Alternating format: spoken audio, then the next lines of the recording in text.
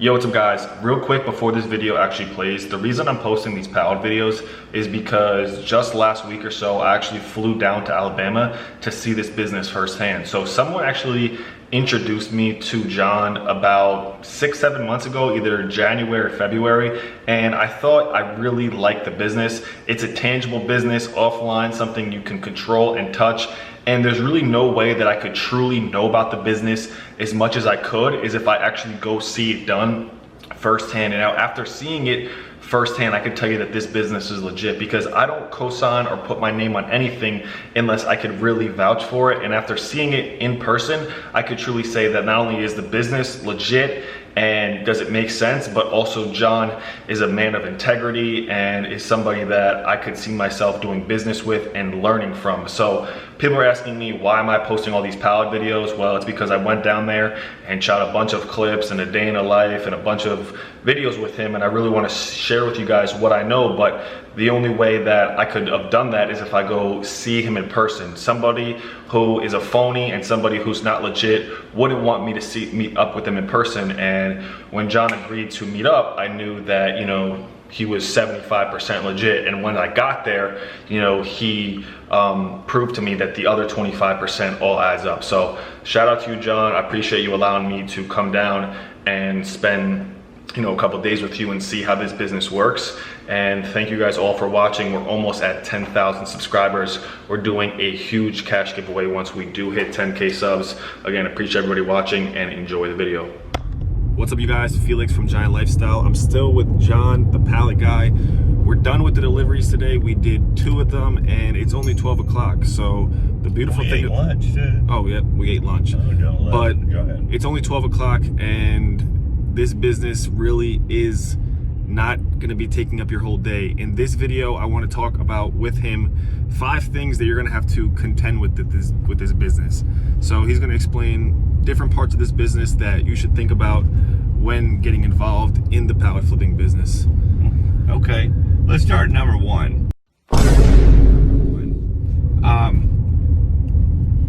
There is some serious hustle that needs to take place in the beginning. And you might think, well, I don't want to hustle, but you got to hustle in the beginning. You're starting from zero, ground zero, right? I'm guiding you to the types of businesses you need to go to for suppliers and for buyers. But let me kind of help you understand how important it is to get off to a good start. The harder you push in the beginning, the more options you have to start out with for marrying up the supplier with the buyer.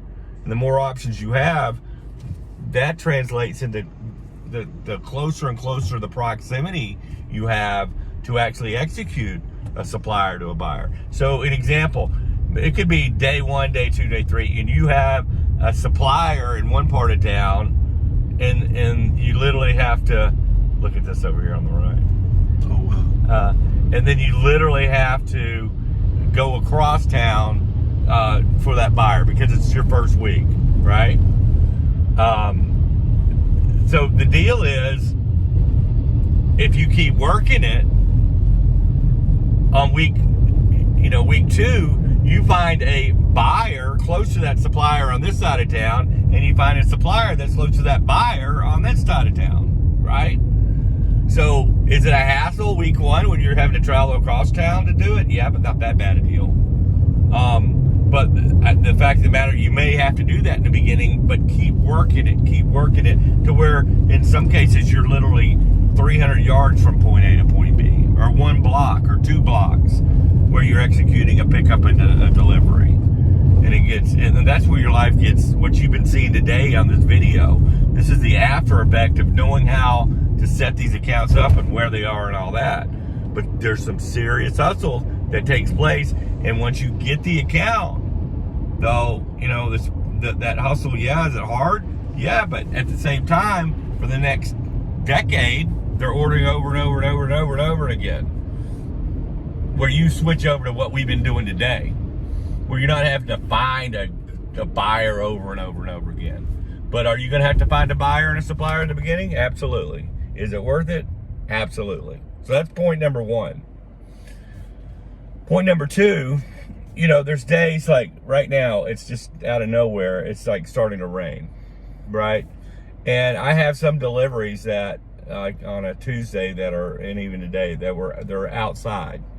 But I have deliveries on Wednesdays. Several of them are where I'm pulling into a warehouse. They're loading me up, and I'm delivering to a warehouse where I'm driving inside and they're unloading. They're storing the stuff inside, right? So if it's Tuesday though, and it starts pouring down rain, and I got my outside deliveries today, well, you know what? I got to rearrange my life real quick, and swap my days up. And that's a hassle sometimes. It's not all rainbows and unicorns, even though there's probably a rainbow right here with the sunshine while it's raining. So what I'm saying is there are some things you got to do to think quick on your feet and reorganize your day and the logistics and everything. Keep an eye on the weather is one way to prevent that from happening. But you do have to rearrange stuff, you know, sometimes in this business because of the weather. If you're up north and it snows a lot, well, if you're out scouting and you're not seeing any pallets, actually that's kind of a good thing in a way. There's pallets, but they're keeping them inside. So you're not freezing your butt off, for one, during the winter, because you're dealing with stuff that is inside. But when you deal with a situation that is inside, the scouting part's harder because you actually got to walk through a door. You know, I'm guiding you the types of business, but you still got to go through the door to see it. Yeah. So some of the scouting techniques that we do from home aren't quite as effective, but the payoff for that is if we find a business with it inside and it's a supplier, think of all the square footage it's taken up, right? It's causing them even more an exacerbated amount of issue. But lower your things are going to kill us. I need to get over. So it's causing a problem, an even bigger problem than a business that I deal with the stuff outside. Is it taking up room? Yeah. But if they have to keep that stuff inside, the amount of problems that it causes for that business that we can be a solution for is a good position for us to be in. Same with a buyer. Maybe they're having to buy from a pallet yard, and the pallet yard's making them buy 400 or 500 at a time. Yeah. Right? Which one's killer on the cash flow. Two, they don't have really room for 400 or 500 at a time, but they don't have us as a solution yet. Yeah. Right? So that's another issue where the disadvantage, of course, is a little bit more of a hassle. We have tactics we'll teach you in the training to do it from home that don't work quite as well because you live up in a northern state. But the benefit of finding the businesses we'll guide you to, because there's a list, and getting through the door, those problems that we can solve, you'll get the reaction of, where the heck have you been? You know? Yeah. Where have you been all these years? Exactly. Right? Yeah. So, you know, even the problems that we have spin-off benefits for us where we can actually be a better solution for the businesses we're dealing with. Does that make sense? That makes sense. This to me, this business is so fascinating. Like, and we're just gonna keep making some videos while I'm down here, because even though it's still a simple concept, there are a lot of things that you should know and different things you should watch out for, is what I'm seeing. Right. Another thing, you know, I talked about it earlier. If you know, I have some of my students that they would do the routes and all, and they did hire somebody. You know, you can go that route. I just choose to do it myself because I enjoy it. But so you could have an employee, you know. But again, the spin-off benefit of that is you could be sitting at home making money without even leaving the house. You know, they're doing it for you, which is a cool thing in itself. Yeah. Are they getting an hourly wage or something? Yeah. Is it cutting your profits a little bit? Yeah. But if you have somebody that's actually executing, and you maybe, a good thing to do would maybe have a non-compete or something, so they're not going to steal your business, so you're protected. But at the same time, I guess the disadvantage for me would be, if I have an employee, is I would be starting my wife's honeydew list at 8 o'clock in the morning instead of like 1 or 10 or 11. Yeah. I'm just trying to delay her. Yeah, you're trying to stay out of her line. But that's a disadvantage as well. I get done early enough to where she thinks it's okay to write a honey-do list. Yeah. Well, you got all this time. Why don't you do this, this, and this, and that? She got all these tasks for you, so you know. Exactly. And then plus you could keep more money in your pocket. Me doing it myself. Yeah, you do it yourself. Right. Yeah, absolutely. And you know, I do have somebody does it for me on Friday, so I have long weekends every weekend. Yeah, that's which good. is nice as well. But back to some other disadvantages. I think 2 more. I think you did. I don't know if I can think of 2 more. I invoice, right? Because I want it to be like a business. Yeah. So if I invoice, like the stuff I deliver today, I invoice, and I'm gonna get like Thursday. So there's a delay in payment of 4 or 5. You know, there's one that's a 7-day. You know, I get in 7 days. But I have some that pay me right when I deliver. Yeah. But I don't really have to set it up that way. They just gotten to know me and they just do it. Yeah. So, you know, it makes me seem like more of a business as well. The fact that I'm able to invoice and I'm like you know, I'm not super strapped for money, and it's less of a hassle on them. Yeah. So they don't have to stop what they're doing, go to the accounting department, wait for the lady to add the invoices up, and then, you know, sit there and print the check up and write, you know, sign his name to it. They're gonna pay you. Just give it a few days. They're gonna pay you. I have never not been paid. Oh wow! So you right. don't even gotta worry about that.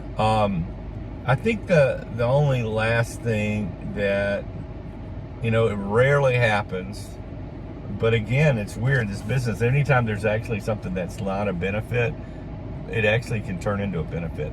Meaning, there was one time where I'd done all my deliveries and I got home and I basically got in my pajama pants or whatever, and I'm done for the day. I was going to watch a movie, got into it, you know, some movie that it's been several years back, and then I get a freaking phone call. Because there's one guy that I've been trying to train, one business I've been trying to train. Yeah. And you always got that one. Yeah. And he's down to 1 pallet. Oh man, so he just needs more. And he was treating me like McDonald's. Yeah. You know what? And this was early on in the relationship of getting that business. Yeah. I put my pants back on, I went out and I did it. Yeah, that relationship. And guess what? I never lost that account. Yeah, he never lost it.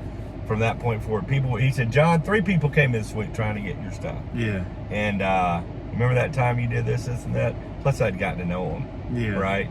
So it gave me the opportunity to shine. Yeah. And it locked that business in forever. That relationship is more powerful than the money, probably. Exactly. And talking about relationships with this, once you have the deal set up, seeing what we did today, you know, like conversing with Willie on the forklift. Yep. I mean, those guys are important to me as well.